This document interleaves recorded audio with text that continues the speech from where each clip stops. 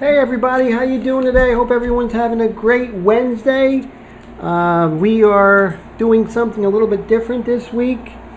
I have a drawing that is in its final stages, and I'm going to basically show everybody how to do the highlights and the dark accents, how to take a drawing that looks finished, but maybe we can go ahead and just take it to that next level, do different things to actually make it stand out more, direct the focus, that sort of thing. So it's really great to see everybody today.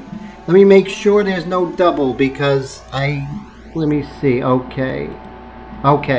So now there should be no double audio, everything should be good. I tested it before, so it looks like we are good to go. I'm just waiting for you guys to show up. So this is the reference material that I've been working from, and this is the drawing. So you can see I'm getting to a stage where I'm pretty close to completion. But right now I just want to give it more interest and, you know, maybe some details like, let me move this PC out of the way. Okay, so, you know, maybe darken the eyebrows a little bit, maybe put some attention to her hair. All those sort of things I think is really going to give it an accent, a nice accent. Now you're going to hear some humming. That's going to happen until the end of the summer because it's so hot in his studio. I have to have the air on. So it was really great in the fall, winter, and spring, so there was like no humming, but so we'll get through it. Before you know it, you won't even notice that little humming. So I have this really nice microphone here, but sometimes it doesn't, sometimes it picks up too much, but you know, it is directional, so it would be far worse if I didn't have a really good microphone. So let me find an envelope or a piece of paper so I can use that to protect my hand. Here we go. This is, I'll just use one of these notebooks here.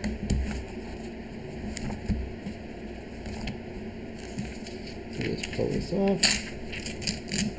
Doesn't matter what paper it is, just so you could rest your hand and you don't destroy all the hard work you did on your artwork. Don't give yourself a paper cut. That would be bad. Those are the worst. Okay, so let me go ahead and I'm probably going to go on Twitch tomorrow night, or maybe tonight, I'm not sure, and finish up this this one that I was doing, which I'm really happy with, which is the Natalie Wood. And what was interesting about that, I mean, I spilled water on it, I spilled ink on it before. It's unbelievable. Sometimes the works that give you the most trouble are the ones that you love the most, right? So anyway, I don't know if I can locate Natalie. Where is she? She's not the first woman hiding from me, I'll tell you that much.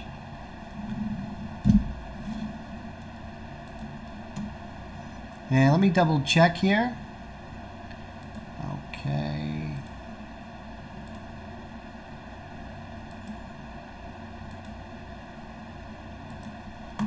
So it looks like I might have lost the YouTube. Yeah, for some reason it says, "Hey Wendy, how are you? Good to see you." Yeah, oh, thank you. I'm just looking for her. Oh, here she is. I was saying she's not the first woman that's been hiding from me in my life. But this is Natalie, and this is what I've been working on with the airbrush, and of course using the Higgins waterproof ink. So I had a lot of fun, having a lot of fun painting her. And so I'm definitely going to use this paper again. And let me see. So this paper is called... Let me see what that paper is called actually. If I have some here.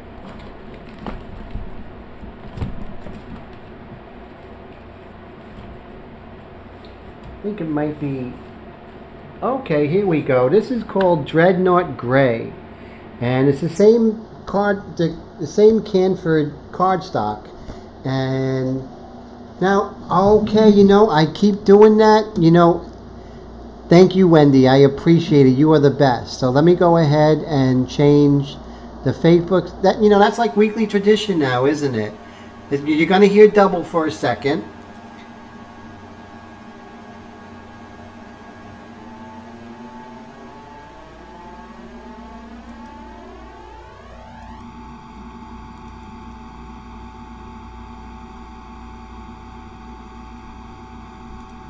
Okay, Wendy, thanks so much. So now I am live on Facebook and YouTube at the same time. I do that every week. I've driven myself crazy. Oh boy. Oh, thank you for that with the Natalie Wood. That's I was really pleasantly surprised, and the very first time I worked on her, I actually spilled regular water all over her. And then it dried up and actually did increase, which was great. But then last week I actually spilled ink on her, but it was low, so I'm going to crop it. Yeah, you know, unbelievable, right? You know, just the amount of mishaps happen sometimes. But I always say, and my teacher always told me, whenever something like that happens, don't get emotional. And then just step back and assess the situation. And usually you can fix it. So, hey Willie, good to see you. How are you, my friend? So that's cool. So very nice to see you, Willie. I appreciate that. And what I'm going to do now is I'm going to try and hit some nice dark accents. And I'm just going to very quickly see if I have the other reference on my computer. Let's see.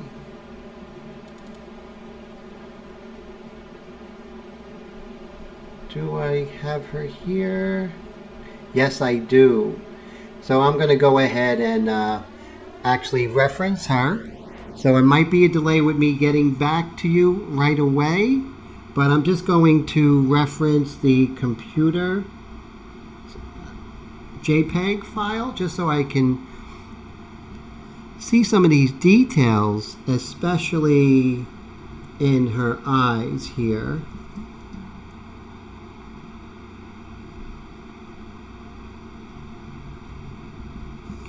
But, you know, as you can see, you could really get in there.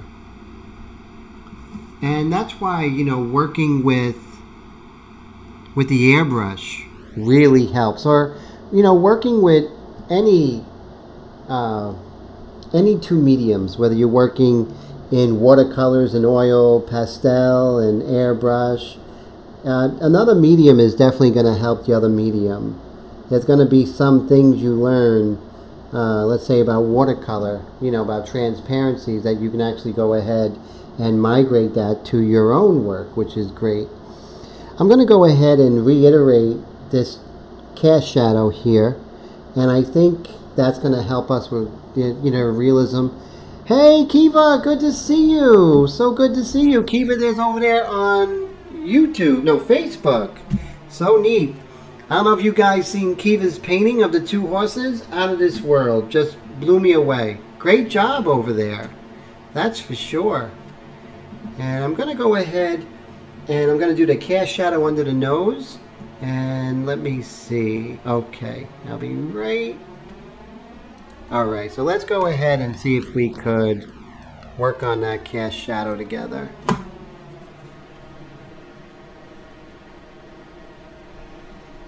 The edge here is a little soft, so I'm not going to be too harsh with it.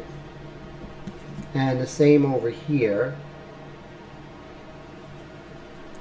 I'm just going to make sure. Now, the actual cast shadow is pretty hard edged against her cheek here. But then as it goes towards her lip, the values of the lip is very close. And with that means that it's going to be soft. It's just going to blend in. And this cast shadow really doesn't have much going on inside the cast shadow. Meaning it's just pretty much one value. And I don't want to make it up. because I think that's really going to help give the mood of this original photograph. And I also like the fact that it's giving some strength to the light. So you want to feel the light. You want to, as if you can feel the heat from the lamp. Even more so than having it look like her, you want to feel the light. I'm going to go ahead and blend in this dark over here. And I'm going to do that with our cross-hatching technique. And the thing about my technique is it's all about using the materials and going from one material to the next when you need it rather flawlessly and quickly. And that's that is the proficiency of, there's a tool for every job.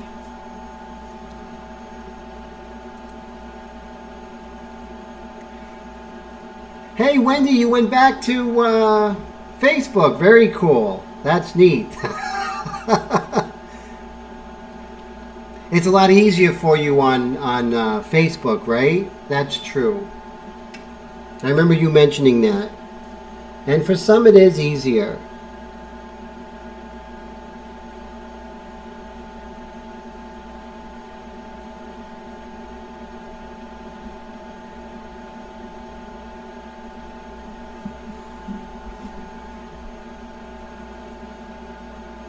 Oh, very cool. Yes. Very, very cool.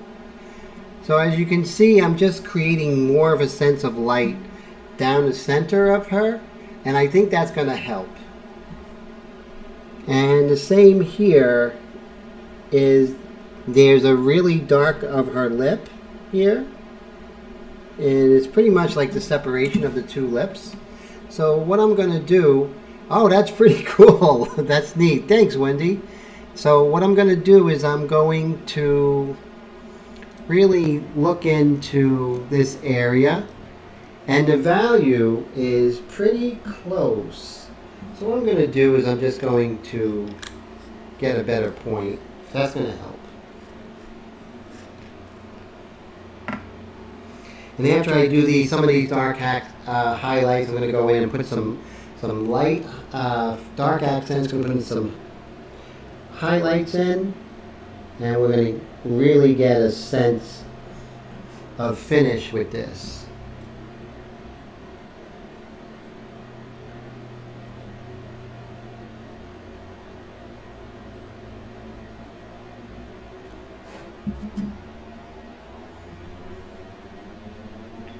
And it's pretty harsh here.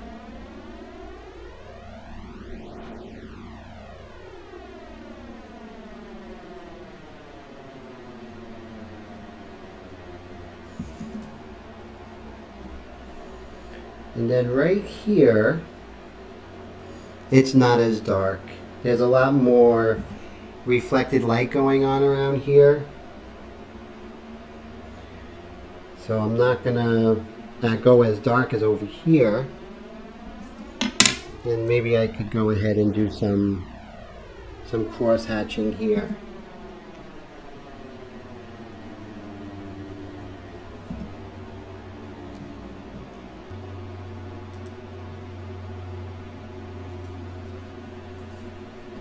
Let's see if I can go ahead and put in, how's the picture look, guys? Is it really good? Okay, and I just want to answer this question first. Oh, good. No question is crazy, Kiva. I'm happy to answer. It says here, because you mainly draw when you're designing a painting, do you spray workable fixative on it? No, definitely not. You definitely, the thing is, I was told when I was at the academy that you cannot draw in graphite and then put pastel over it. The trick is as in my blog today, you want it to be the same as far as you want to be very, very light when you're doing a drawing for a painting.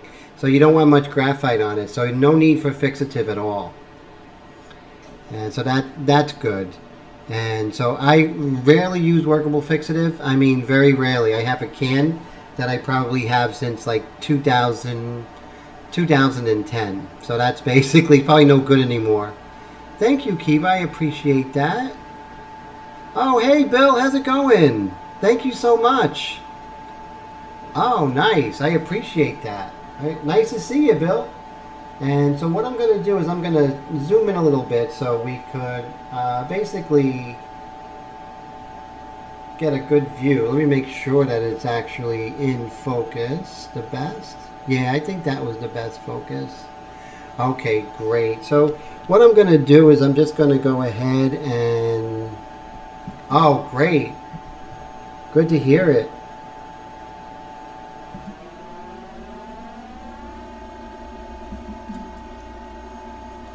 And then I'm just going to very quickly come over here and see about working this dark here, but it's definitely not as dark as this cast shadow here.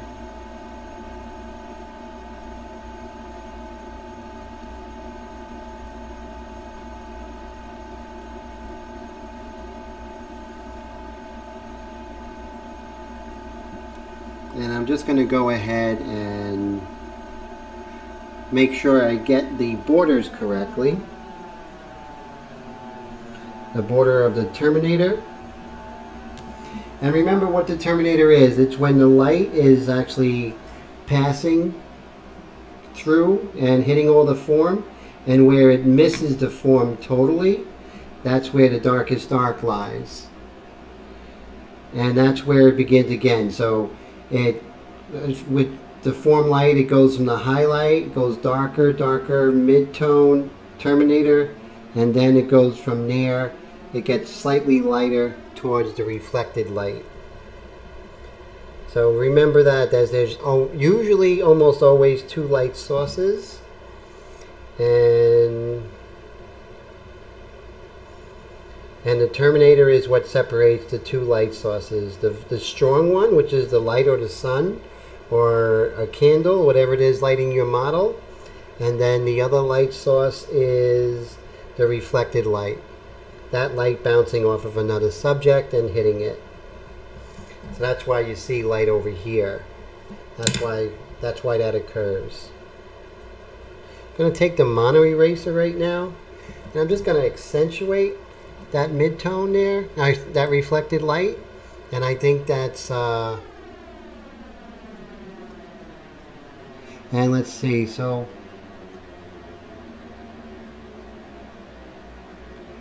right, you know, and that's that's the great thing about this book, Kiva. Is going to revolutionize all those misconceptions about pastel. And you don't have to use fixative ever. Unless, like I was telling Wendy a little while ago, that the only time you want to use fixative is, let's say, if your pastel gets overloaded. And you ever have pastel get overloaded on the surface? And what happens is that it's so overloaded that when you put down pastel, it just sort of pushes it around. That's the only time, if you're not done with the painting, to spray it, and then you can work over it a little bit. That's the only time I would use fixative. So I had to make sure I don't overload the surface, so I never have to do it. And not only that, I make sure that my surface is sufficient, meaning create my own surface. And so I never have to deal with that issue.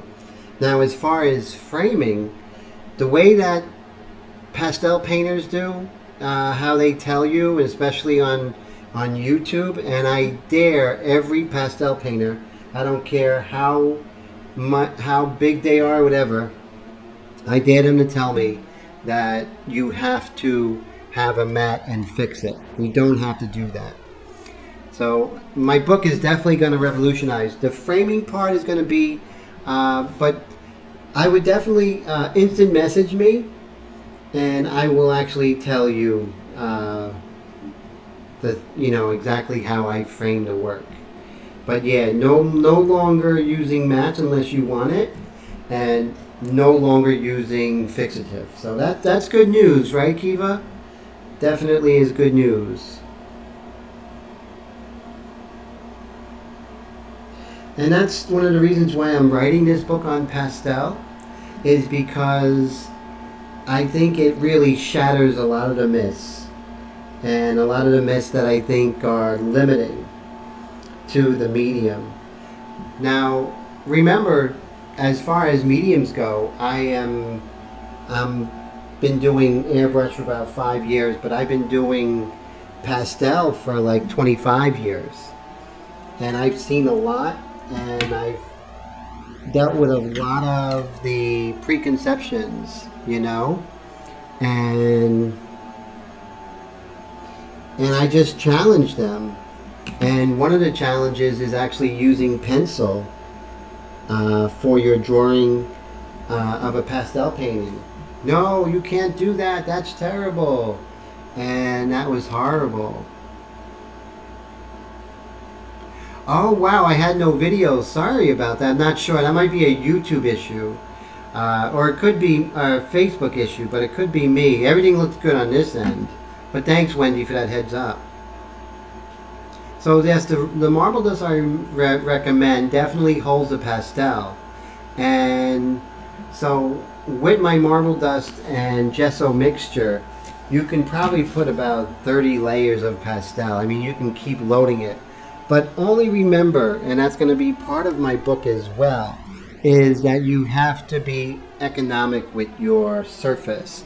Meaning you have to work from your hard pastels, companies such as Credit Color, Rembrandt, those are your harder pastels, and you would work on them in the very beginning part because they don't fill up the surface.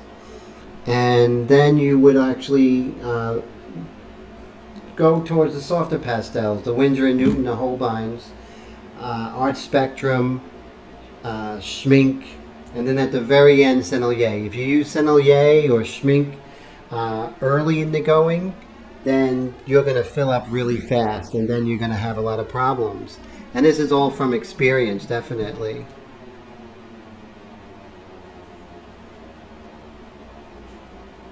Oh, great. Thanks, Bill. I appreciate that. Thanks for the shout out on that. Yeah, you know, it really is great. I never went back. I mean, I'll work in paper when I have to. You know, it's a rarity. But it would be like a definite have to if I was going to work in paper. So, yeah, that's... but I'm really happy about writing this book, and here it is. It's I'm actually blogging it, and it started on the 11th, and I'm going to be blogging a part of a chapter every day until it's done. And it's right here. It's paintinglyphs.blogspot.com. And it's free. Just go ahead and I post it every day, a new one on YouTube, so it's pretty cool.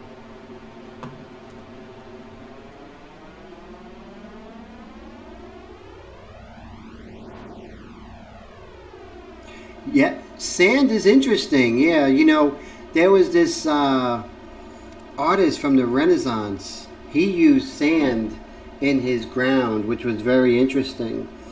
And I did this one painting, and that was interesting. Yeah, I mean, you can do sand. I don't see why it wouldn't, but I think the marble dust is more archival, and I think that's good.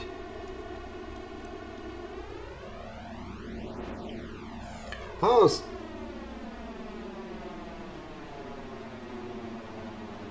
exactly, because number one, the paper is going to be harder to frame, and you're definitely gonna have to get a mat on a paper because it's not board, right? And also, there's just a chance of it damaging, chance of moisture just killing it. With the board, you don't have those issues. So yeah, it's good that you told them that. It's good that you said and you know, just sell them on the board. And if they want to work on canvas, I would definitely steer them away until you know that you'll definitely lose the commission. And if you need the money, you need the money. But definitely try and get them away from canvas. Canvas is just a pain in the neck. It really is. For pastel, it's horrible. It's even worse than it is for oils. Even worse. And then airbrush.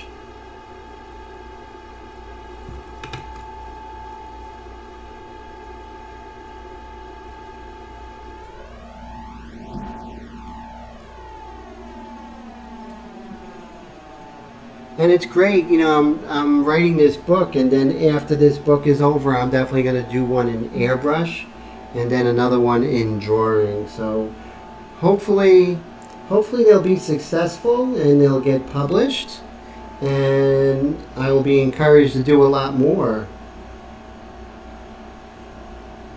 But now you guys have me every Wednesday night and during the week, which is really cool. Now there are some darks here, especially on the lower eyelid here. So what I'm going to do is I'm going to make sure that when I put a dark here, that I make sure that the darks are relative. So I'm saying to myself, is it as dark as this? Definitely not. Is it as dark as here? No, it's darker. Is it similar to here? Yes. So that's how you pretty much gauge your values at the later going. It's a lot easier to find a value at the end than it is in the beginning. So that's why I don't do much in the beginning. It's just sort of gauging.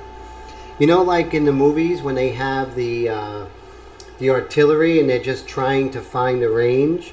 It's kind of similar to that when you're drawing. You're just trying to find the range.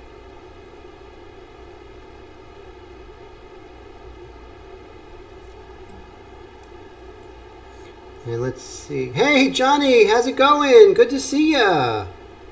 All right. Haven't seen you in a while. How you been, Johnny? Well? Oh, the watercolor canvases. Very interesting. Yeah, canvases are rough when it comes to pastel. I mean, I have a hard time. And also, I find them very expensive. How about you guys? How do you like working on canvas?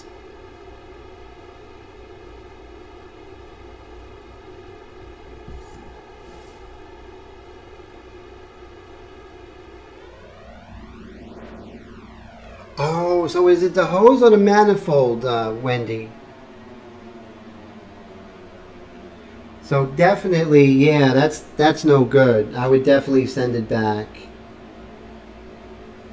So this week I'm going to do a how to clean the airbrush, how to clean the clips. I'm going to do a quick live stream video of that. And that should be pretty fun. Yeah, Wendy, it's so horrible when you're so excited about starting a new project with new supplies, and wow, that's no fun.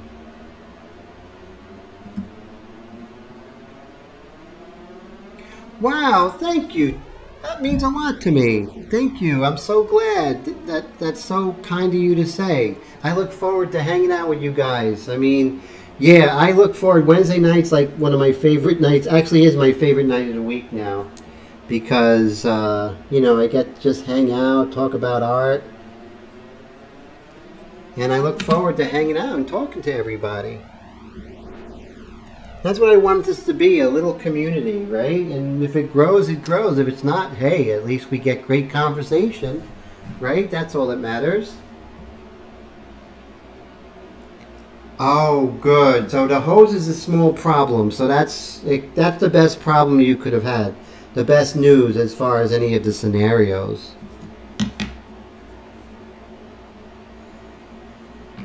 It's interesting here in the mouth. Oh, so working a lot. That's good, Johnny, making some money. Just don't work too hard, my friend.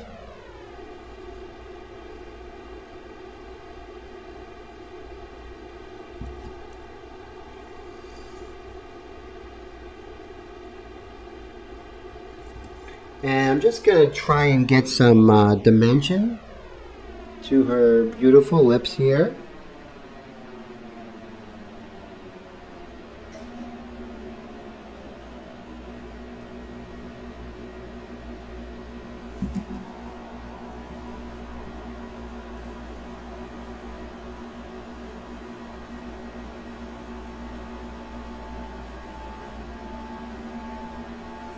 go. Then maybe I might come in with a little bit of the white pastel, but that's yet to be seen. Yes, picking a subject is never easy. Sometimes it's rough.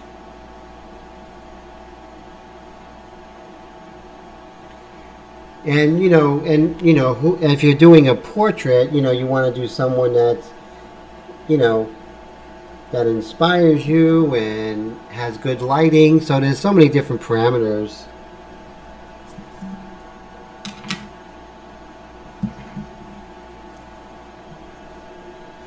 A lot of times when I'm doing the portrait, I make sure that I think in both ways. I think of how a photorealist would do it, and I think of how Vermeer or Rembrandt would do it. And then from there I figure out what would be the best method, the best way to do it. And so this is a smaller portrait, so I don't want to get too involved in detail. So I'm going to go a little bit the way Vermeer or Rembrandt would handle it. I want to make sure that I don't get equidistant as far as the shadows, the highlights here. I want to make sure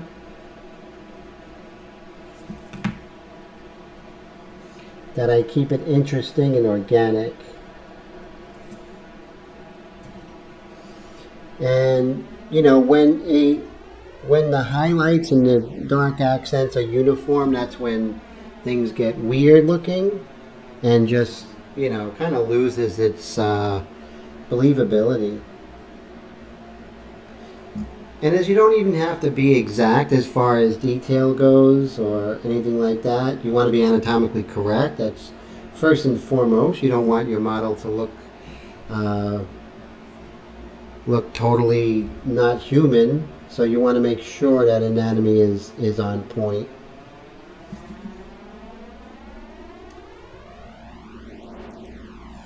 So with the dark accents, these highlights and little lights here and there, just to create some volume, will go a long way in making it a more interesting piece than everything being so generalized.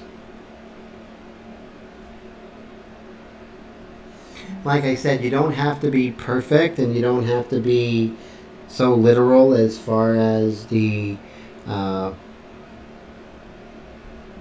depiction exactly what your reference is.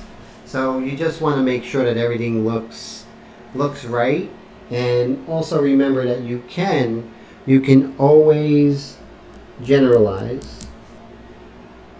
You can always do it like a Rembrandt, and then you can always do it like a photorealist. It's up to you, and you could change in different parts of the painting or drawing. So don't be pigeonholed into one style.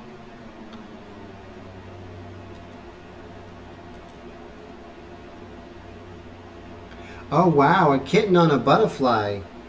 That's pretty cool. That sounds really nice. You have the different textures.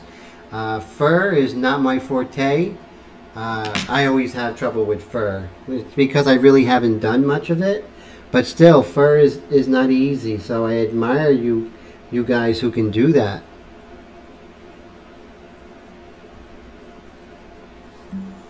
And I think we always pick subject matter that is... Oh, that's nice. That's pretty cool. I like when dogs and cats get together. Okay, so now we're back to the full version, the full view. And as you can see, these little highlights are actually adding interest. And they are just very little at a time. And I think it gives a softer feel to her. And I think that's crucial when drawing portraits, more so when doing a lady's portrait. And even more so than a lady's portrait when you're doing a child's portrait, because everything is soft. So you even have to accentuate some of the softness of the features. because you don't want it to look like, you know, a little scary person. You want it to look like a kid. And if you see people, like, you ever see those paintings from, I don't know, like the 1800s in America, because they really didn't go to art school in France like they did in Europe, and those kid paintings, those paintings of kids, are downright frightening because they look like little crazy looking adults.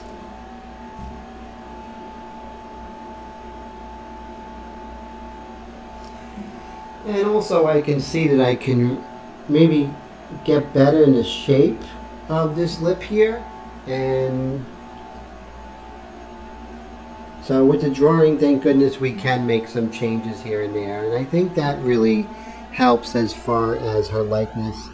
Now right here, it is like really light. Now what I'm going to do is I'm going to be right back, because I'm going to actually show you guys what you can do with regular pastel when the pastel pencil just isn't cutting it, especially at the end. Now this is something, yes, exactly, Bill, very spooky. Oh, well, thank you, Kiva. And there's even some more highlights, that's something special I'm going to show you guys. So I will be right back. Give me like 10 seconds, no, 35 seconds.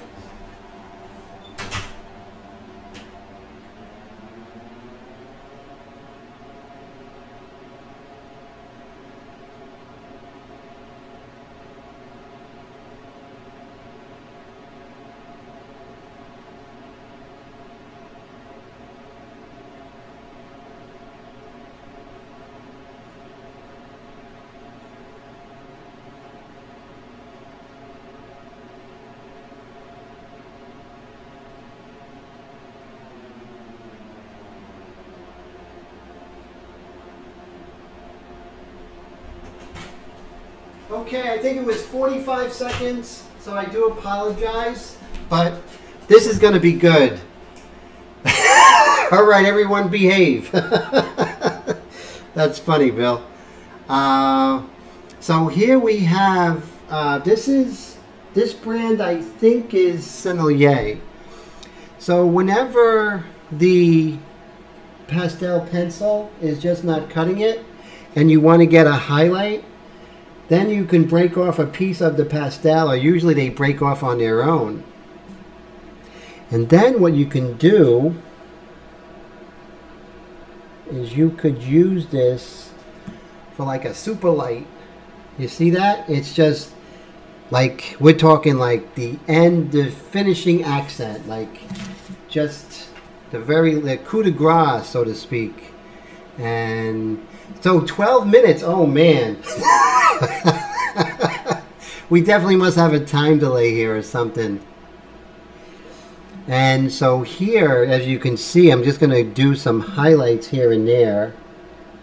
And you got to be careful because you're using the corner, and you're going to use a stippling technique. I learned this from Harvey Dinnerstein, the best pastelist ever, at least in our lifetime. So you see how the pastel pencil couldn't cut it. And this is exactly, this is just like taking, let's say if it was paint, taking your brush and just loading it with titanium white and just putting it on there, like a Rembrandt portrait, right? So definitely, this is definitely next level stuff. But you can see you can get these like really spectacular lights, as Bill was saying. And that is, you know, hey Jacob, good to see ya. So glad you made it, my friend. And then, you know, you can, now that I look at it, I think my lights were pretty dull with that pastel pencil. So now I could really do some really nice things.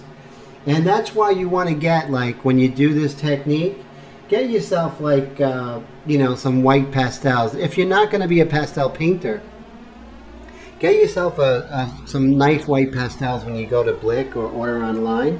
Sennelier is a good white. Schminky is a German company. Art Spectrum makes. There's a lot of brands. So many brands are popping up. It's unbelievable. Oh man, that's great. So painting's always fantastic. If you're going to miss it, that's the way to miss it.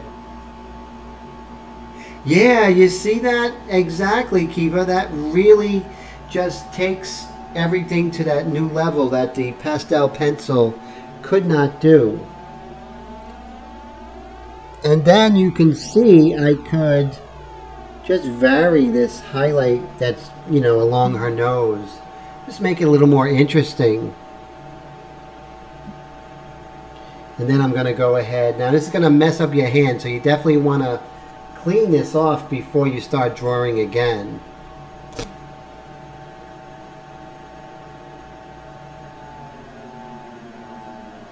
Oh, how do you know when to stop with the highlights? Yes, you definitely always look to your reference and always make sure you only put down what you see unless it's a conscious effort to be like a very conscious choice and you know exactly why you're doing it. And then there's only subtle differences. And you can see like right there, like let's say if you look at a drawing and the drawing all of a sudden just something stands out way too much, like this little part of her little highlight there, that's a little crazy. So, and the reason is because this is the shadow side of her face. So for that highlight to be that bright there is a little out of character of the way light is hitting the forms. It's just like that. So, and then we'll go ahead with our white pencil. And so the story behind this drawing, guys, she is a Instagram personality. And so I spoke to her and said, you know what, I'll do a portrait of you. And this way you could, you know, I would definitely be happy to do this portrait for you, even give it to you as a gift, and you would just promote my YouTube channel and you know, maybe even my blog and Instagram, and so maybe I would be able to get more recognition on the internet. So that's basically why I'm doing this particular pose. So sometimes you have to do publicity, but she was a very nice person, so it's very good, and it's just fun painting her, drawing her. And yeah, you know, it really is very interesting as to, you know, when to stop. That is so true. I think I was talking about that on another live stream. I think it was when I was working on Natalie. But I know in Jackson Pollock, he said, you know, when do you know when you're done with a painting, especially his, since they were so abstract. And he says, you know when you're done making love, you just know, and it's over, and you just know it's time to go on to the next piece. Of course, like guys, when it's a commission, it's different because, you know, you have deadlines. You do the best you can within those deadlines. So that's a different ball game. But when it's your own stuff and you don't have anyone telling you they need it, or there's a, you know, they have to have it by this date, then you gotta pretty much go with your gut. And who's to tell you no, right? You know, that's the thing. Who's to tell you when you say it's done, it's not? That's fun. I know, it's pretty funny, right, Jacob? And it's very interesting. Edgar Degas, if you look at his pastels, since we're talking about pastels, if you look at his pastels, one of the most famous pastel painters ever. He's 19th century French, I would say post-impressionist. Well, he actually exhibited with the Impressionists, but he was friends with the Impressionists, good friends with Edouard Manet, more so than the other Impressionists, because Edouard Manet was a aristocrat, and so was Degas. Degas came from a rich family, and Manet, but Monet, Renoir, they were pretty much, you know, what you would be considered lower middle class. And Manet and Degas were considered rich kids.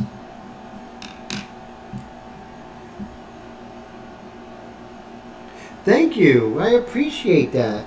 Yeah, I wanted to do something different this time. So I wanted to just finish up a piece and just get to that point, those finishing touches that really help to, you get a good feeling to go ahead and sign this one. Just different things to look for that might be missing to make it a little more interesting.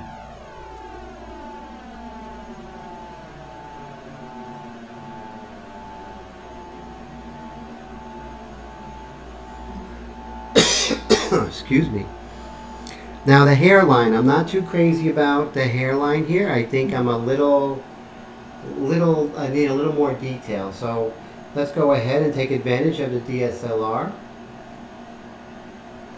And we'll just move this up.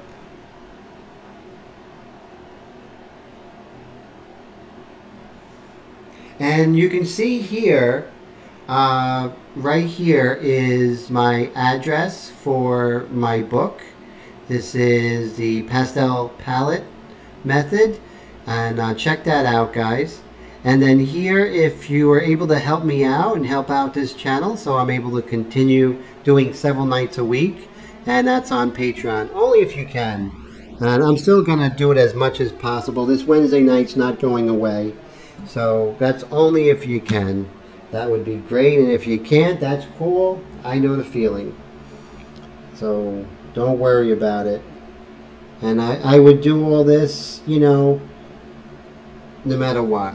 Because I love doing this. I love talking to other artists. I love helping out and just opening up people's, opening up everyone's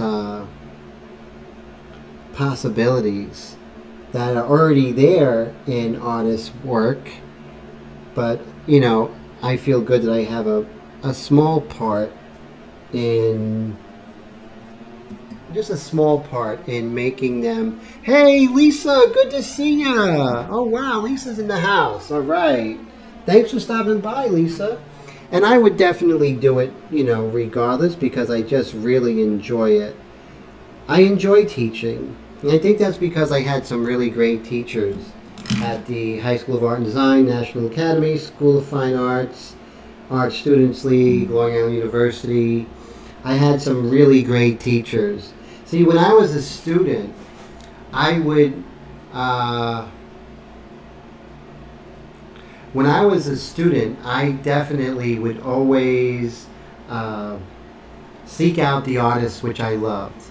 Oh, thank you so much. So it says here, the live counter hides the address. Oh, thank you. Let me move that over. Just move that over here. Hopefully that will help. And then over there. Is that a little better, Bill?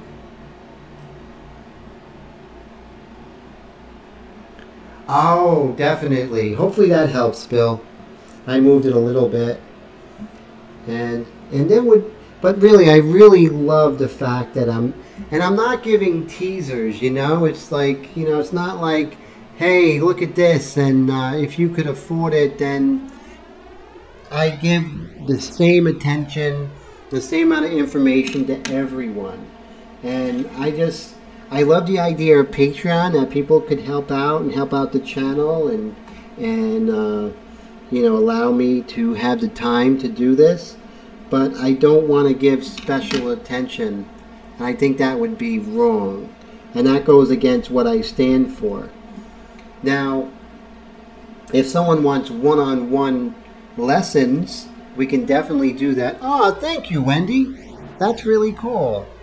And, you know, if someone wants one-on-one lessons, then that's something that I actually can do over the internet. Uh, you know, that's something I do that in airbrush and pastel. And in pastel is pretty cool because I am a signature member of the Pastel Society of America. And, you know, just been doing that for a lot of years.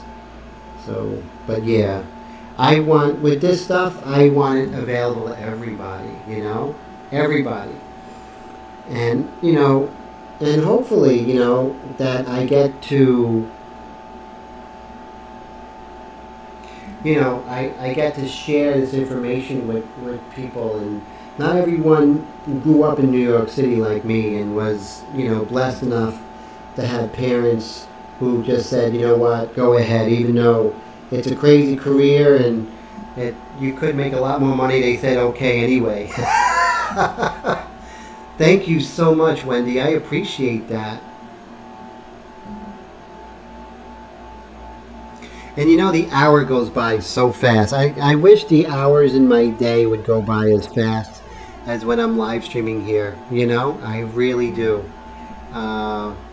Oh, here we go. We have a question from Jacob.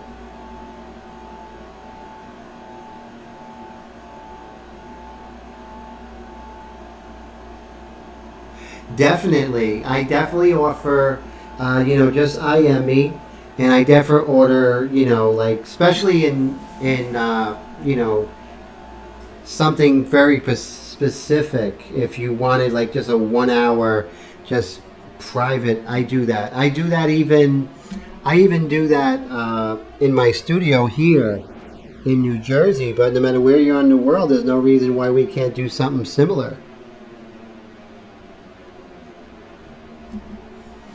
It's a good feeling when you're teaching somebody and you know, when they're done with their project, they're just so happy. That's the best feeling for me. I really love that. And I get that when I do these live streams. People really, really love it, and it really helps their work. And to help, yeah, I mean, to bring it out. You guys are already talented, right? You guys are already amazing. So there's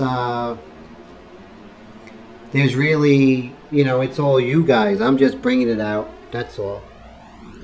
Now right here, I think I'm okay with the hair here, but let me just go ahead and hit some dark accents. So I hit the light. Now it's time to put in some darks here, just to give a sense of light hitting the form of the hair.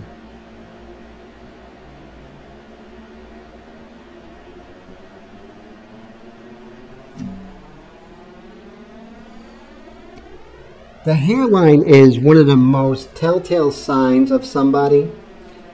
Do you know, when you look at someone who's a friend or a relative, or, you know, like your sister or your wife or your husband or your child, and you see them from, let's say, 30 feet away, no, more like 50, 70 feet away, and you recognize them, one of the things that really tells you of who they are, of their likeness, is the hairline.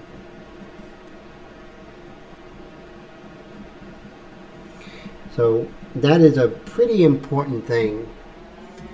And only at the very end do I start with the hair going with the direction of the hair.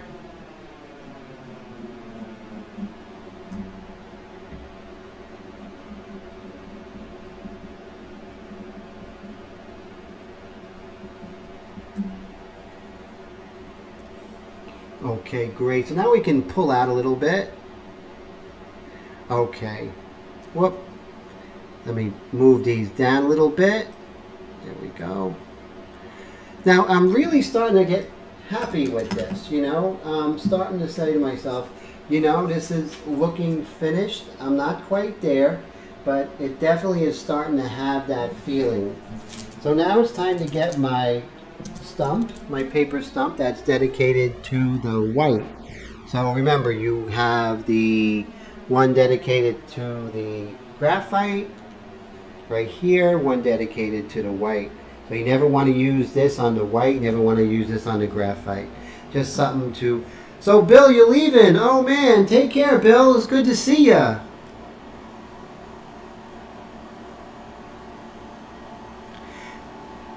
All right, man. So, Bill, thanks so much. Thanks for commenting on my blog. And if you have any questions about the surface, you know to reach me. Okay, my friend? So, thank you so much.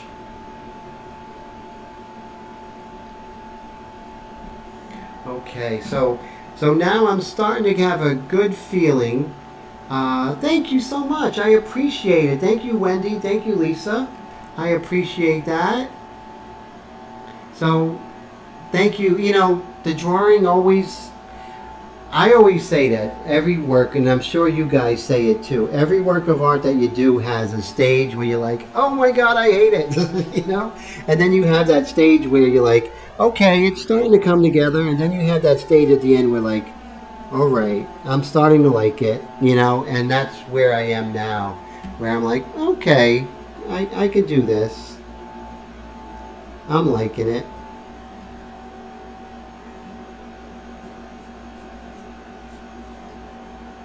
So definitely this graphite, I could use it as a brush almost, and I could just soften up some edges that need to be soft here.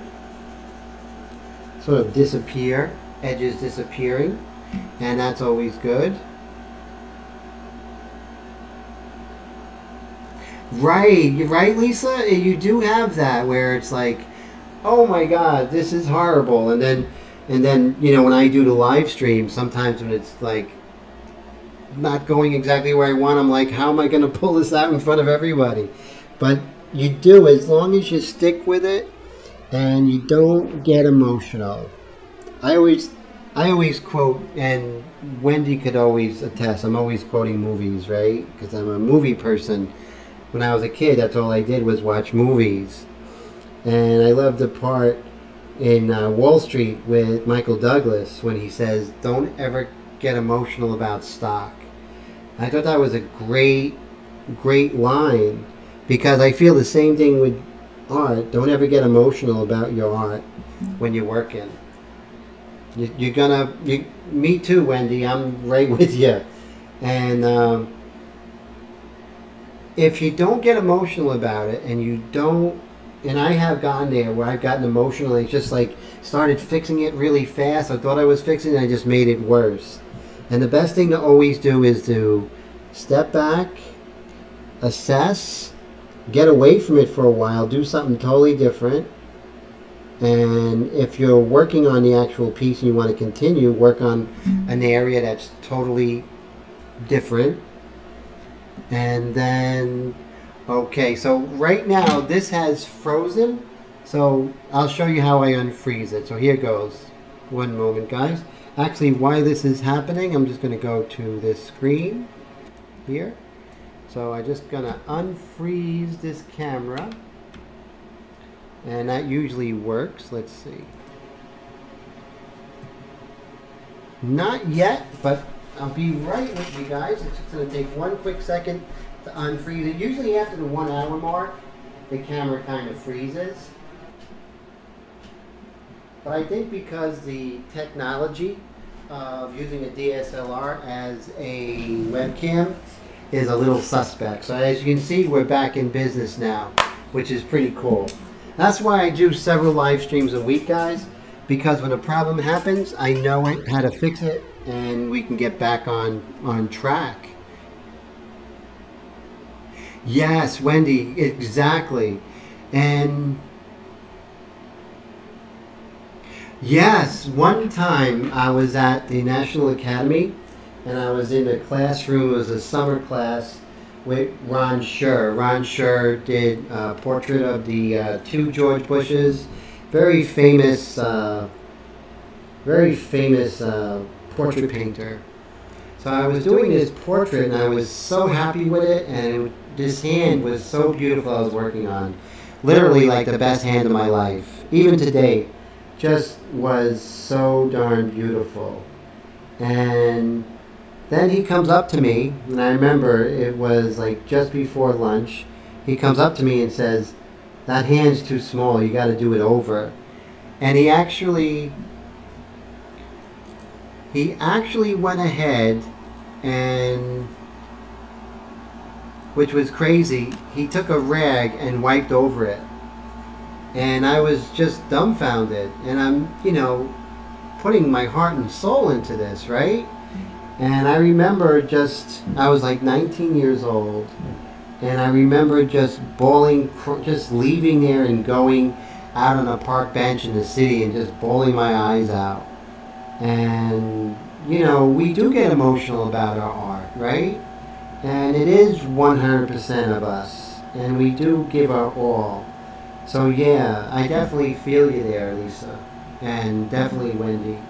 And also, you know, I know the same is true for Jacob and Bill and Johnny and, you know, everyone, Willie.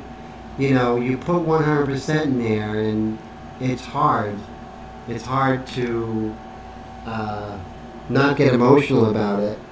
But if we can, or try and remember, it's best for the art. But it's okay to cry your eyes out every now and then, even for us guys. It's okay. But, you know, us guys, usually we do it in private. That's just because we're guys. But yeah, it's really, I think non-artists have a hard time understanding what goes into it, right? Thanks, Lisa. It's really, it's something, we do something so irrational of spending so much time on something that maybe won't even be sold, or maybe won't even be exhibited. Maybe nobody will see it except the people who come over your house. But that's okay, because we just had this drive to do it. And, right? Oh, no, he was right, Jacob. But thank you for that.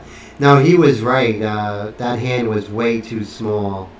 Yeah, Ron Sher is great. I mean, he was a great teacher. He wasn't my favorite teacher by any means. It wasn't a teacher I had a great rapport with, but I was happy I did get to study with him for a while. But Harvey Ditterstein was my mentor. He was the one. Hey, Jessica, good to see ya. How's everything? How's Angel? How's Marcus? It's so good to see ya. I just was talking to your mom and dad earlier. That was nice.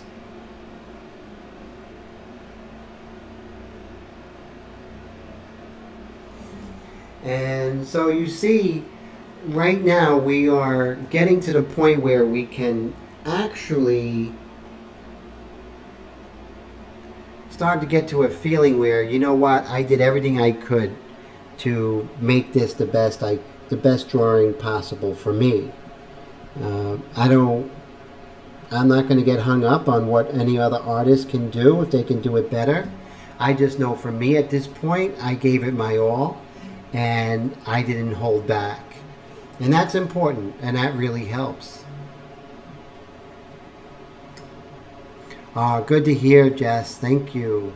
That's so cool. And so as you can see, now it's time for some little dark accents here and there. And I think that's going to go a long way with pushing this just to another level. I know it's 10 o'clock, but you know what? Let's keep this going for a little while longer. Beautiful hard edge right here. And I think that gives a little bit of accent, draws attention away from the face for a little bit, so you can go back to the face. Wow, Willie, thank you. I appreciate that. Okay, Kiva, it's good to see you, as always. So, thank you so much for checking out my book and everything on my blog, and love seeing your artwork, and definitely talk to you next week. Take care. Wow, thank you, Lisa. I appreciate that. And now it's just basically getting to that point where we can just bring a little bit of attention away from her face, because we don't want it to be just about the portrait part of her. There's a lot of interest going on here, a lot of interesting movement, and I don't want to miss that.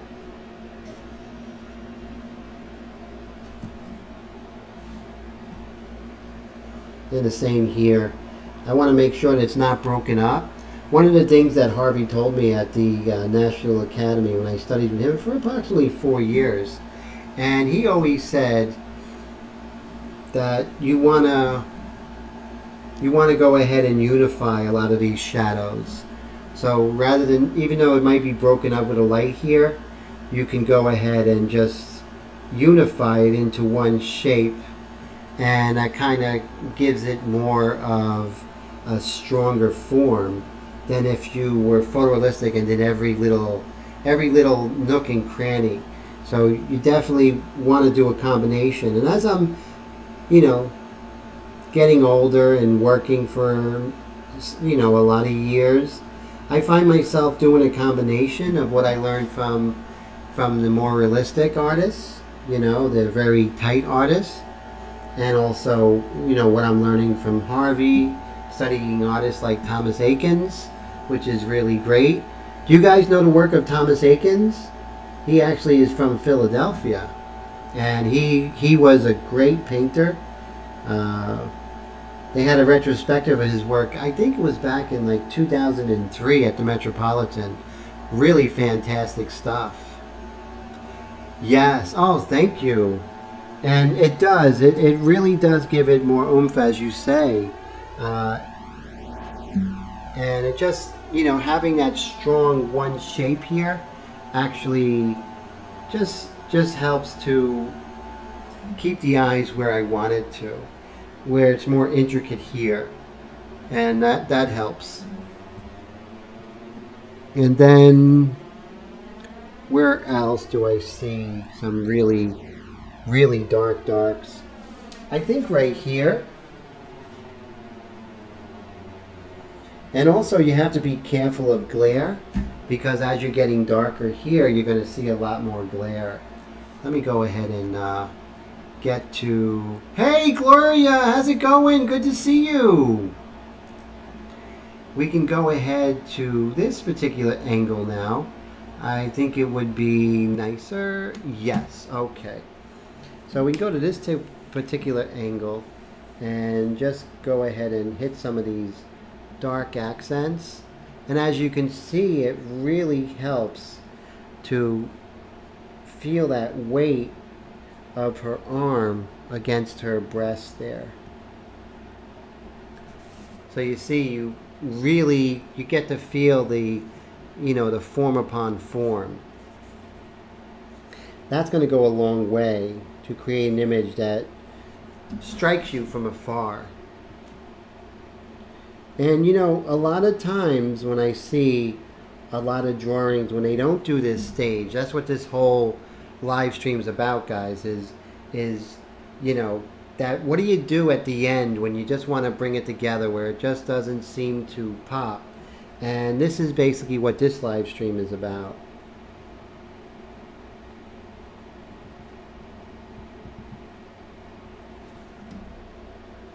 And I really do like that, like the way this is actually coming together. There's an artist called Alfred Stevens. He was a 19th century French academic painter. I think he was just after the, probably in the time of William Bouguereau, my 1850s. Really fantastic artist. And he did a lot of things with edges like this to create interest. And it wasn't necessarily what the edges were, but really worked. Uh-oh, looks like I don't quite see your comments, guys. Let me see what happened here.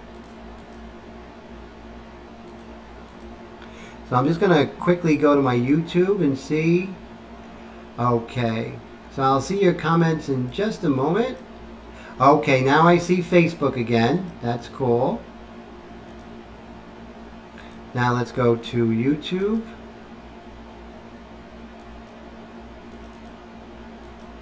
Okay.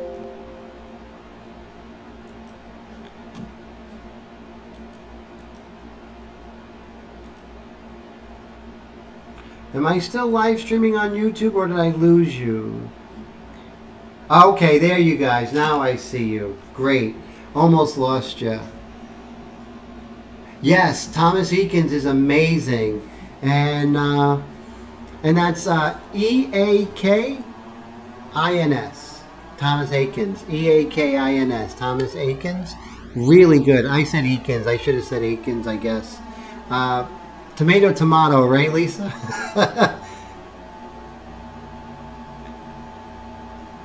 Oh, cool. I'm so glad that I'm able to see everybody now. So neat. So how you doing, Gloria? And so I always recommend looking at the art of the past, you know, really getting to know, especially whatever your genre is. What do you like painting? What do you like, you know, when you paint, what do you like to do? What do you find yourself gravitating towards? And that's why, you know, going to a museum or just checking out art books really helps, you know? So that really is very helpful. So I'll spell it, let's see, so that would be, so there you go, guys. So Thomas Eakins, you spelled that way, and great artist. Very different. I mean, his work is very different. It has more of a modern feel to it, guys. So definitely check out his work. From Philadelphia.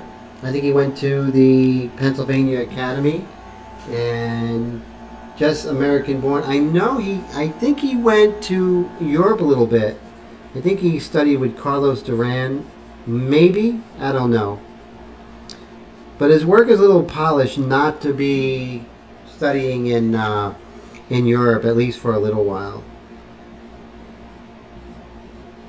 But then again, they did have the Art Students League in the National Academy. Peachy's good.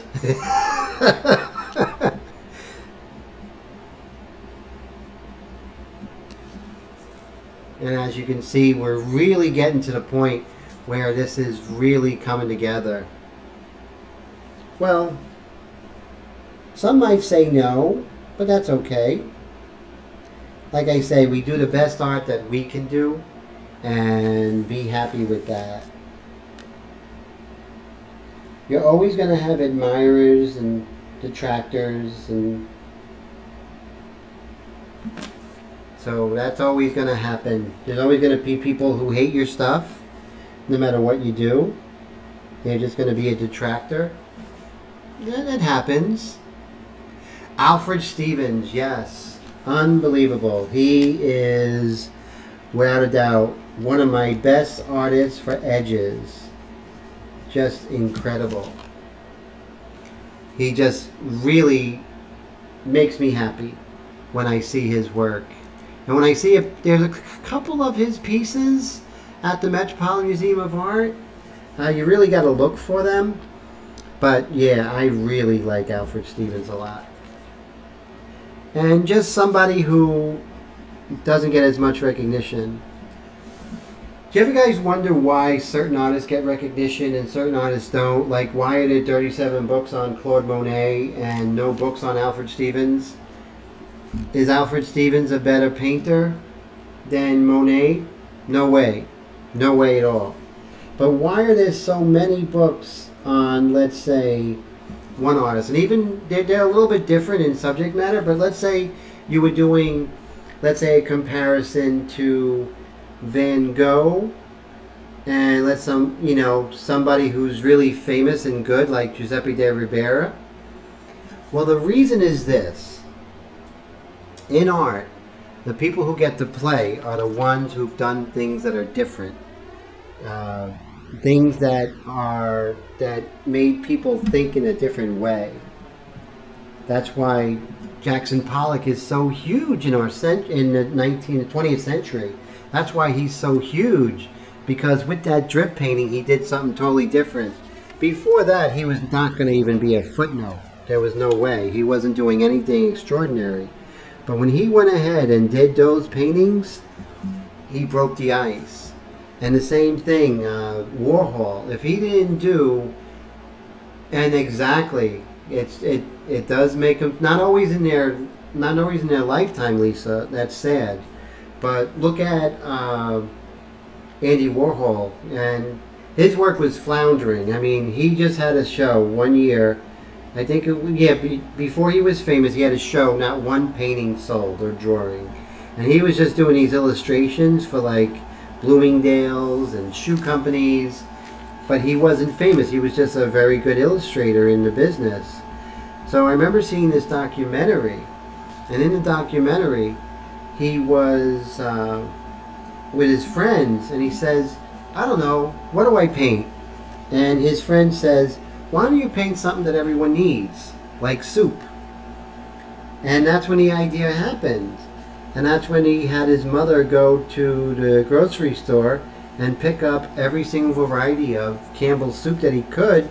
And he just started doing these silk screenings of the Campbell's soup with different flavors.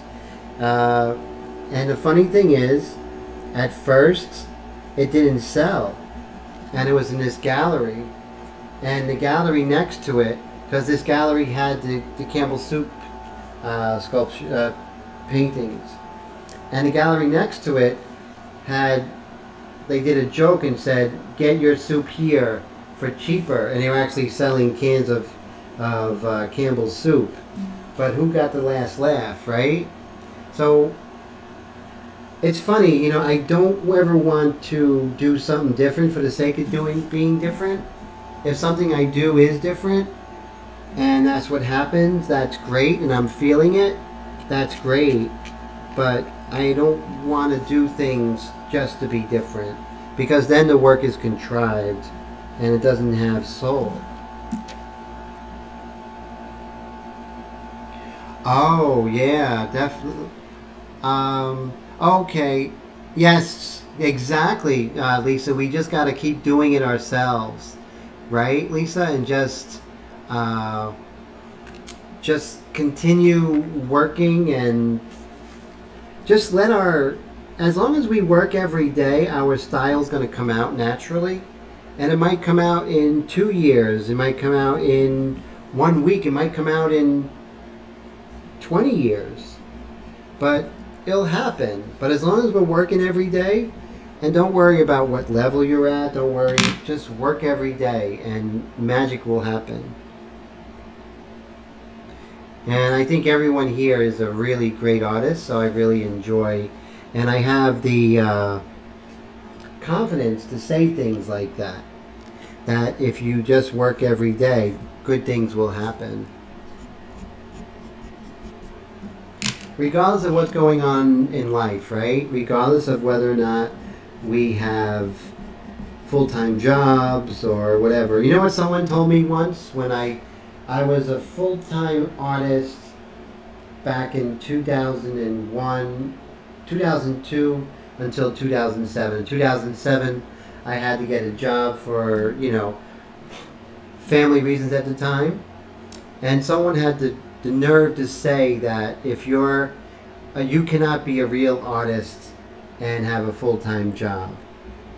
And I just wanted to make him eat his words, because I was a full-time artist at Amazon for 10 years, and I don't paint anymore as far as intensity than I did then. I might have to squeak out time here and there, maybe on the train, maybe on my lunch hour, but always have time to do my own artwork, right? You always have to find time to do your own artwork. You might not be able to do as many side projects, you might not be able to do other things, but as long as you continue doing your own artwork, then things will really, really take off. So yeah, anyone who has a full-time job, you are just as much an artist as Monet, Van Gogh, Alfred Stevens, Thomas Eakins, everyone, because that means absolutely nothing. Don't let anyone ever tell you otherwise, because it's not always the quantity of the time, but it's the quality, especially when it comes to your work. And the more you love it, you'll find time for it. It's okay. It's okay. It's like if that's what life gives you, then you go for it. And nothing can stop you. There's no saying you have to sit around and converse with coworkers and waste time during your lunch break. You can use that lunch break. I used to wake up, so I used to have to leave for work at 8 o'clock in the morning, and I would get up at 5:30 every morning and paint. And I would do that every morning. I would do airbrush painting. And I would do that every morning. And then on Saturdays and Sundays, I would do a lot more. And then when I got home, if I wasn't too tired, I went ahead and did some more painting. And then when I wasn't painting, when I was on the train, I was drawing. And then when I was on my lunch break, I would draw. And so nothing can stop you. You know, if you have that spirit and that drive. So actually, I think it makes you more of an artist when you have things in the way. I think it was Casey Neistat who said that you can use your obstacles. You can either use them to hurdle over or use them as excuses.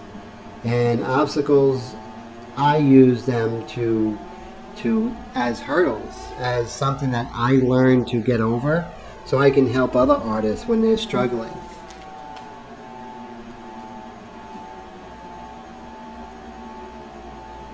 Wow, that's great. So The Miracle Morning, who wrote that book? That would be a good book for us to read. That sounds great, Lisa.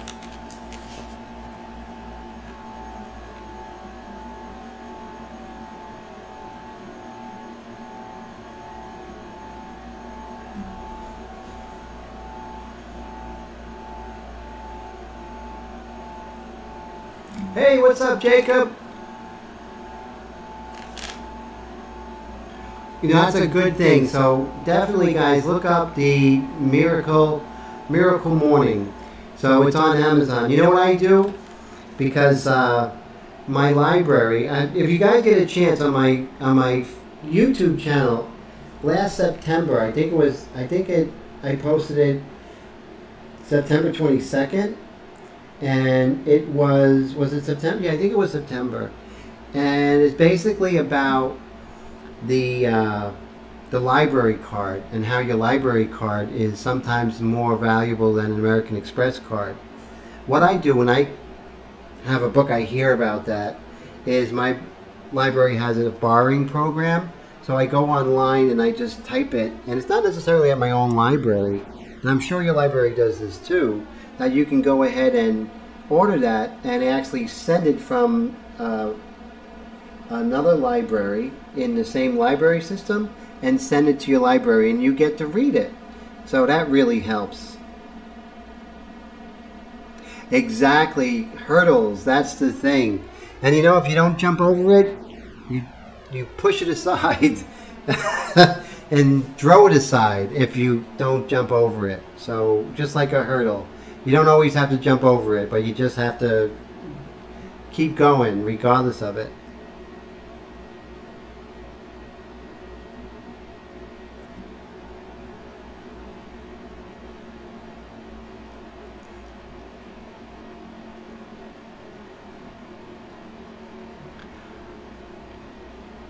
Oh, okay. I just saw your question here. What if you're not a morning person? That's okay. That's fine. You know, wherever you are, like, whenever you are in your golden hour, right? That golden hour could be 4 in the morning. It could be 3 in the afternoon. And that's when you are going to make sure you try and keep out all unnecessary interruptions. You know, maybe make all your phone calls before, or take care of housework or whatever. I have that. You know, I'll take care of housework first, and this way I'm not dealing with doing the dishes or something like that. I have that taken care of. So also, you know who said that? I think it was Tony Robbins who mentioned immovable blocks of time. Those are times that every day, regardless of it, and it could be 15 minutes every day, all you do is get out your sketchbook and work, or write an idea, or continue writing a story that you've been writing, or something. And no matter what happens, there's nothing scheduled for that 15 minutes. And basically, you know, 15 minutes a day, he doesn't seem like a lot. But what about 15 minutes every day for, let's say, 5 days, right? So that would be 2 hours. Let's just even say you don't even do all of it and you do 2 hours a week. Well, that's not too bad. But 2 hours, right? And you times that by 52, that becomes 104 hours. You ever see those people who want to go on workshops and do everything all at once because they're on vacation? I'm going to paint. Well, think about it. If you just do 15 minutes a day, you already did 104 hours. That's like 2.5 weeks of work. So that really helps. So immovable blocks of time. And you know what happens? In those like immovable blocks of time, that 15 minutes sometimes turns to 2 hours. Usually turns to at least an hour. Wow, The Artist's Way. I got to look into that one too. Oh, you're coming with some great suggestions, Wendy. Thank you. Well, I appreciate that. I learned a lot from you guys as well. That's for sure. Exactly. So I'm going to go ahead and do that Miracle Morning. I'm going to definitely put as soon as I am done with this, I'm going to go on my library website and just go ahead and order it. Now, if you don't know, a lot of libraries have a website and they'll give you a username and password, and then you can just search their catalog once you log in and you can order it with them. You don't even need to even speak to a librarian, which is good. But not all libraries are like that.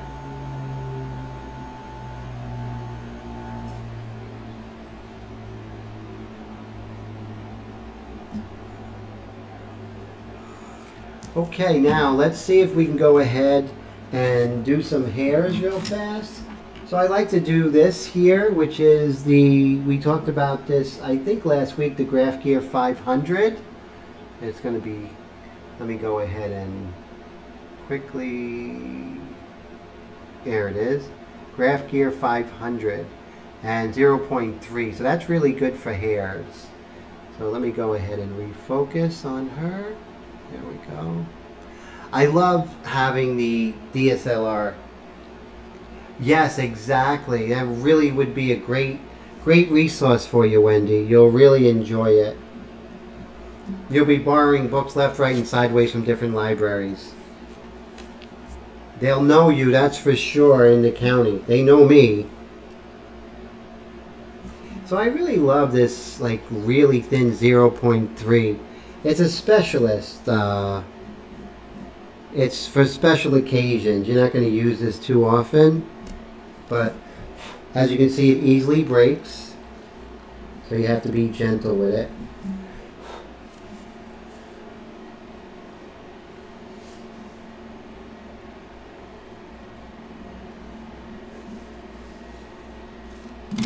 Some of these hairs, Drew Blair says that, and this is good, hair usually is light against a dark background and dark against a light background. So always remember that. So hair isn't always the color of hair. It all depends on what's around it.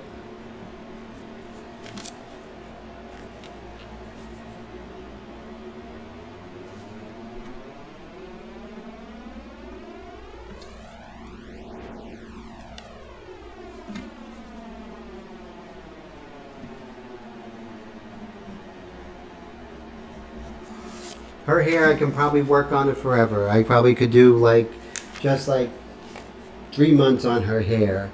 But there comes a time where you just have to simplify it. And you know what? It's time to think like Vermeer and Rembrandt here. Not like a photorealist.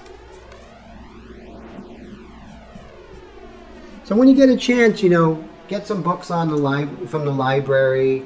Get the books on Rembrandt, Velasquez. You know, just really see how they handle it. We just got to get away from what the contemporaries are doing. Always be careful. Always watch the contemporaries, but make sure you see what's happening, where their inspiration is. Because I guarantee your favorite contemporary artist is affected by the old masters a lot more than other contemporary artists.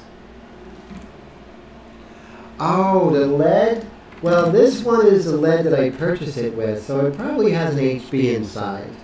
Yeah, I would say HB. But I like using F when I'm drawing with it. But for this one, I kept HB because HB and F are very, very close. But I do prefer HB, definitely. Now here's interesting, is a nice little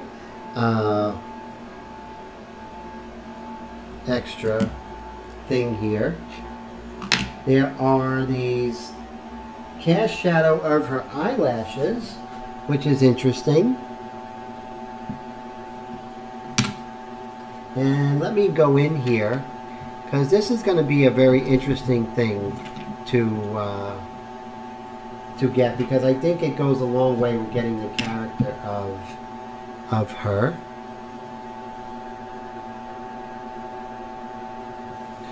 So what I'm going to do is I'm going to first do the white.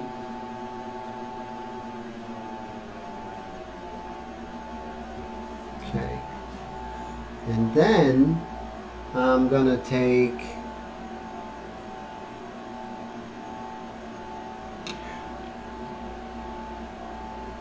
sorry about that. As far as I always am looking at Facebook and YouTube, so if I answer Wendy and it's Lisa Wendy, I do apologize. Sorry about that. I'm one of the few live feed artists that actually do it on their own. A lot of them have friends or someone helping them, especially if they have a live stream that has a lot of followers. But I like doing it all on my own because it's more personal. But I do mess up every now and then.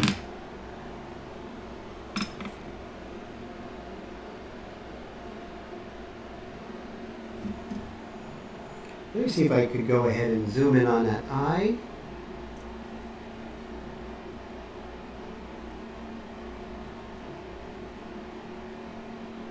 Oh, wrong button. Okay, zoom in on that eye one more. There we go. Okay, so you see what I'm saying here. I can even go a little darker here. Just a little darker. Nothing too crazy, but just try and get some of the eyelash shadow, cast shadows from her upper eyelid.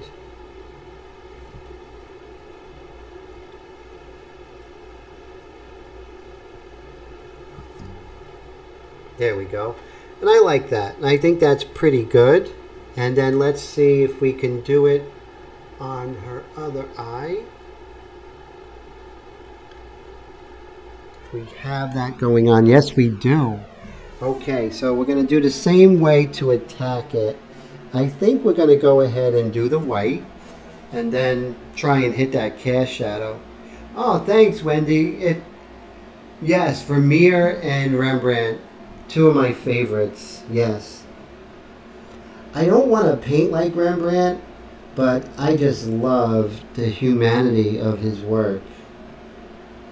I mean, he is just so human, and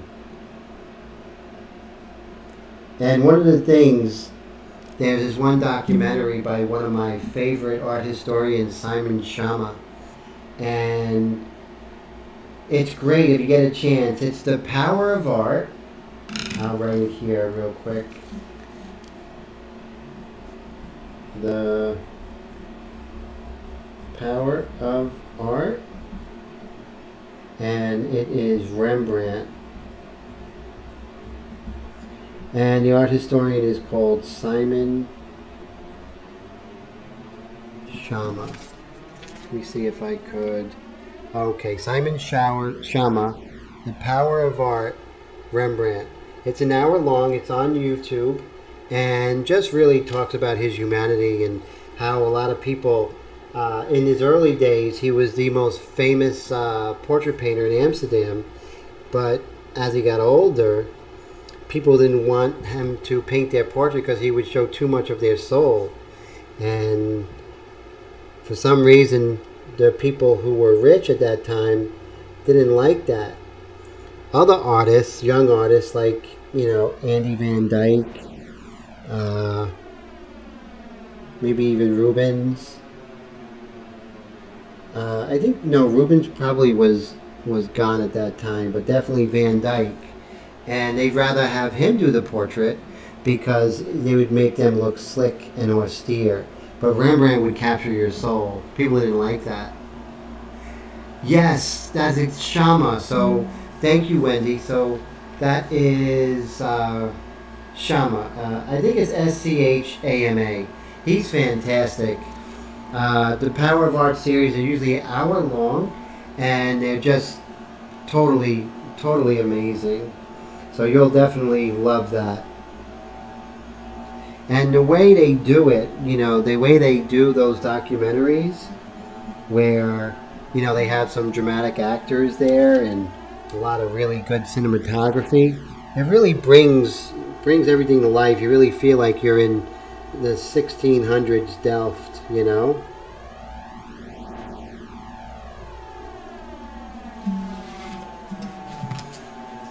And you see how we can go ahead and really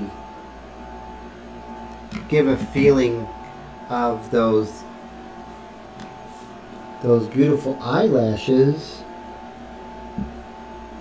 and how they cast a shadow on her area with her lower lid there. Real subtle stuff, but things that most will not notice, but in the long run, it will just help the piece, I think. Yes, definitely, exactly, Wendy. It's on YouTube. It's an hour long. It's great.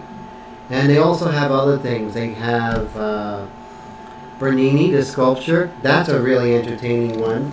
I really like that. One on Rothko I love. Just really entertaining. The best way to learn art history. When I was in college, art history was sometimes boring because we would just look at those slides, right? And it would be in a dark room and usually after lunch. And when I was learning painting, it was great. But when I was learning like different parts of a cathedral, that was a killer. To stay up was not easy.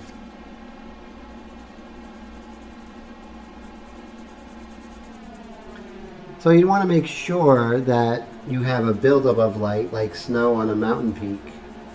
So you want to just have it gradually get to this highlight.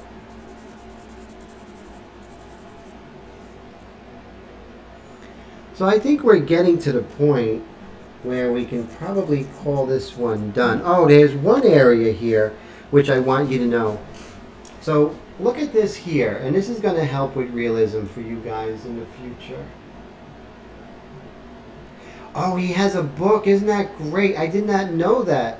That's another thing for me to get from the library. Thanks, Wendy.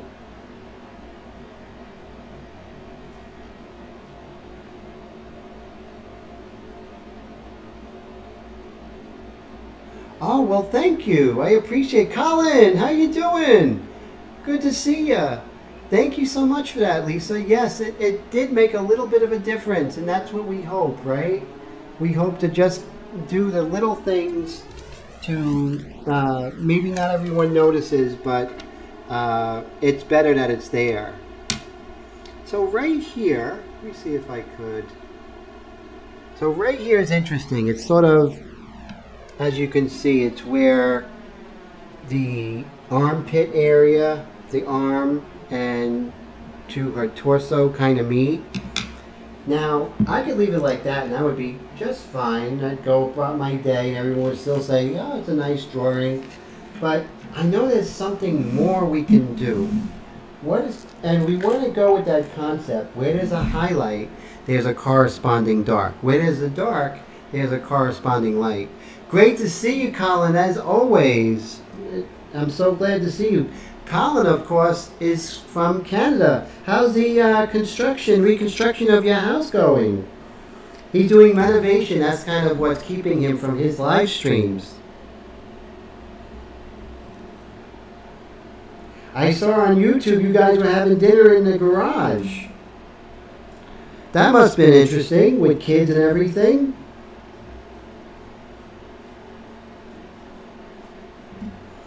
So you see, like, there's a dark here, but it feathers out, right? It's not just, you know, a dark, like a hole. So you want to make sure, and you know what's really cool? And I love this, and I love that we're talking to people on Facebook and YouTube, and YouTube's talking to Facebook people. Oh, it's just great. I love this.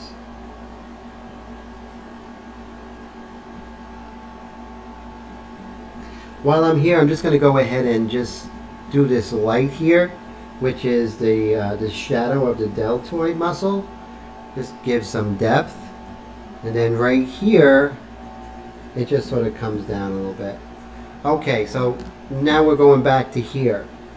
So since we have this indentation, or the dark, where the arm and the armpit sort of meet in the torso, right next to it, we're going to have a corresponding light. That corresponding light is subtle at times, but it's still there.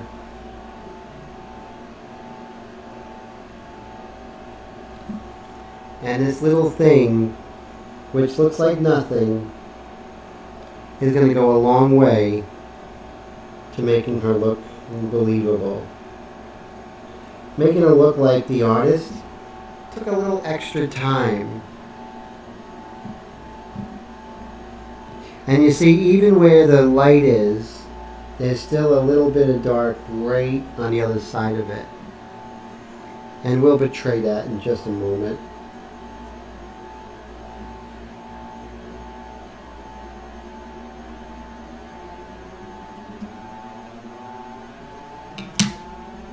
Remember the stump dedicated to the white. And we'll just tap it to sort of blend that into the system there. And I keep losing the live chat on YouTube, but I got it back. I'll tell you, it's very interesting, you know, doing these live streams.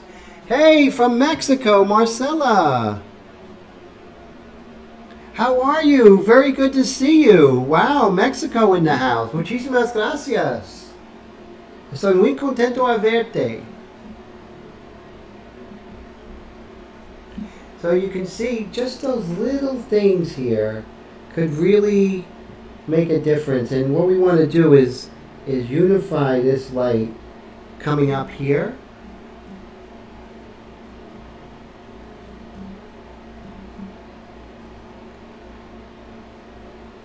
And let's see if we can go ahead and just tap that. As we tap, we actually take away some of the intensity of that. So, and remember, if you need to take more intensity away and you're unable to do that, let's say with the stump, we can go ahead and do that with, boy, it's a good thing I don't bite my nails. Then we just tap here. And then remember, you tap intermittently and you get the texture of skin. So that's something to really, really strive for. Okay, so as you can see now, if I pull away, you'll see that it just makes a little bit of difference. Let me take away these writings here.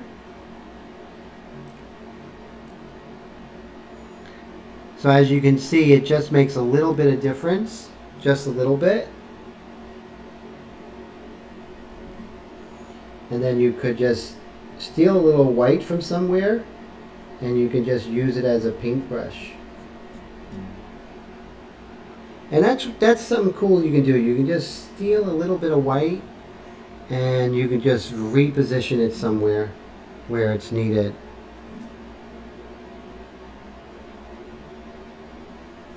And also down here, and then we're going to be done for the day. So that would be good. Let's see here.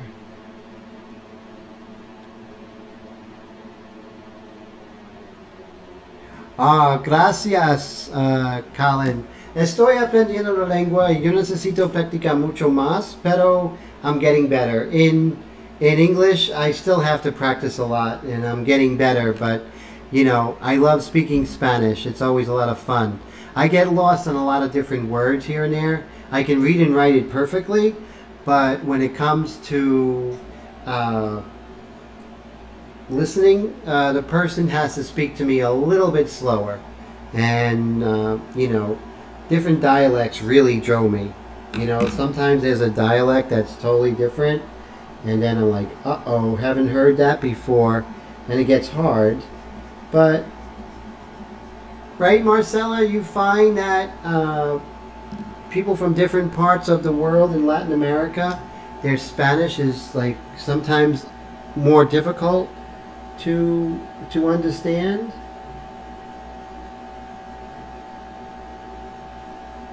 Because it's different countries, of course. It's not just like here where we have, you know, the Northerners and the Southerners. You know, we're still in the same country. We still interact a lot together.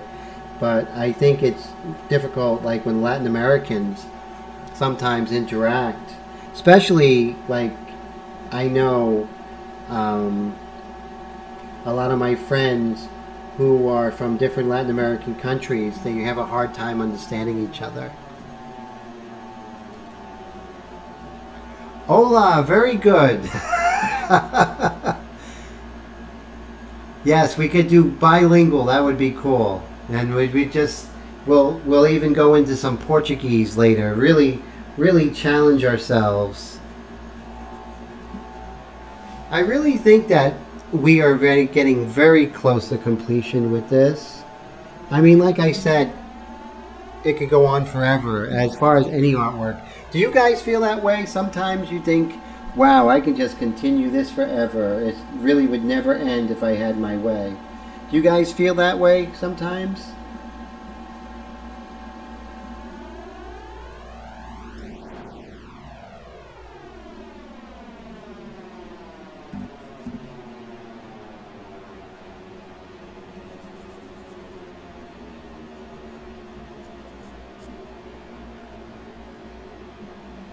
I'm going to accentuate the light here just to give the impression of her shoulder, even though it's not as detailed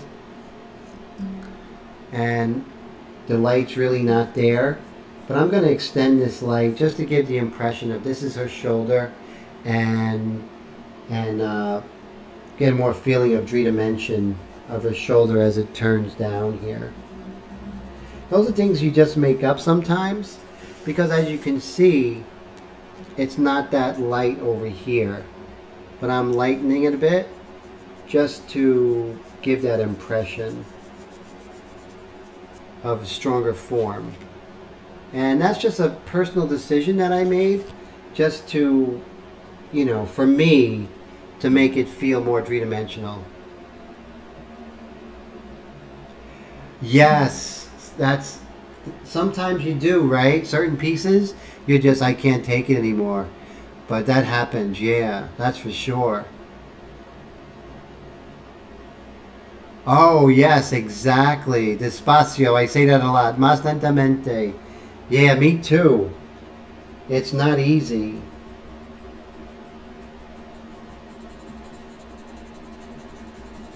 We have such a great group here, and I really love this community that we're building together. It's just a lot of fun.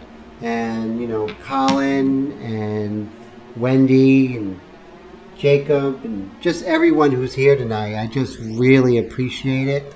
You know, it's just great, and I love the fact that I can, you know, start doing it from people from YouTube and Facebook. You know, Marcella's here, and just great, Jacob, and you know, we had Gloria and Jessica, Kiva, and Bill. So it was a lot of fun this evening. I went over. I always do, like, I always say it's going to be from 9 to 10, but it always goes over because, you know, I'm just having that much fun, guys. So this is it. I'm just going to call it done, you know. I mean, I can, like I said, I can keep going, but at this point, I have to say I'm happy with it. And, you know, you did your best, and we just move on and just say, you know what? This is going to be it. And mistakes on every piece, everything I do, you know, there's something about it that I don't like. And I use whatever I don't like on this on my next. I try to correct things I didn't like from that piece. And of course, this piece I'm working on in airbrush, there's certain things I don't like it. On my next one, I'm going to work on that, you know, so, and that's how. Oh, wow. Thank you, Colin. I really appreciate that. Yeah, that would be cool. You know, that's what I wanted to feel like, a show, but that everyone's a part of, right? And something that's interesting and something that we all can, like, really learn from each other. I learned from you so much. You guys, Lisa, Wendy, everybody, you guys are a fountain of knowledge for me as well. I just, you know, last week I learned about this cutter that Wendy was really cool to show me, and I can't wait to Colin. I can't wait till the house gets in order, you know, that your renovations are over. I can start seeing your amazing live feeds, live streams. I really looking forward to seeing your live streams one day. You know, that would be a lot of fun. So, yeah, that would be cool if I could start seeing. Yeah, I would want to see you guys do live streams. That would make me happy. Even if just do a live stream you pre-record and put it up there. You know, maybe even like a speed drawing or something. So that's what I want for you guys one day, to do that. I think that would be a lot of fun. And I think that would be a good expression for your art, because it really does help me. It helps me a lot to be able to do the live streams as well. And also, like, almost everything I do, I videotape now. And I can look back, and something that was really successful, I could look back and say, oh, okay, that's how I did it. Or I could look back and say, oh, that was a bad idea, I don't want to do that again. Also, when you do paint and draw, I want you to take notes. You know, have a notebook and just write down what's successful and what isn't successful. When you try especially now with you guys working in paint, you know, Lisa, you're working in paint, you know, with your black and whites, and now you are going to be Wendy working in airbrush. So you want to work on the mixtures and write down what worked and didn't work. So this way you could say, okay, when I mixed this, it was horrible. When I mixed that, it was great. And it just makes your learning go by great. And thank you so much for that wonderful comment on the work, Wendy. I really appreciate it. Thank you, Jacob. You know, it's like a fringe benefit. I'm able to teach you guys and create something that hopefully this person will like and she'll treasure, and she'll also promote our live streams and the book so we can enjoy a lot more people. But part of me kind of likes the fact that it's still small, right? I mean, I still get to talk to you as a small group of friends. So when it gets bigger, it's going to be a little sadder. Maybe I'll have special ones just for my first core people of the community. That would be really cool. So I hope everyone has a great night. And so don't forget, we're going to do that thing. do me a favor. If you guys can, I want you to email me your email address if you haven't already. So it's paintedglyphs@gmail.com. So that's my email address, paintedglyphs@gmail.com. There you go. So paintedglyphs@gmail.com. Email me, you know, if you want to send me some of your work to show, just to see some of your work, that'd be great. But more importantly, to get your email address. Thank you so much, Wendy. That is so great of you. Wendy is the coolest. She's really helped me out a lot. And and then not only I have your email address, so when I come up with that idea of how I'm going to flesh it out, where we're going to use this as a project together every week, and you know, where we'll have a JPEG that will be on my website, and you can go ahead and download that and work when you're with me and when you're not with me. I'm going to send you everyone a projected image, so you start from the beginning and we all work together. Oh, thank you so much, Colin. I appreciate that. And so we can do that together, and I think this way we can do that project and it won't be that expensive. I'll definitely keep the price low and just charge shipping of what it costs me to ship. So definitely not going to make money off you guys. But this would be a great way. So not only watching me, but you guys working together. And then we can actually go on my web page and we can actually show each other the different versions of what we're doing.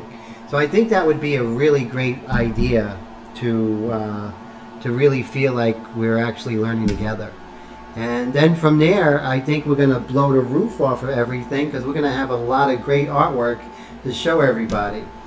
So guys, thank you again. I'm talking too much. I hope you guys have a great rest of the week, and I'll have live streams during the week, so don't worry. And email me, IM me. I'm always happy to hear from you guys. So take care, everybody. Bye-bye.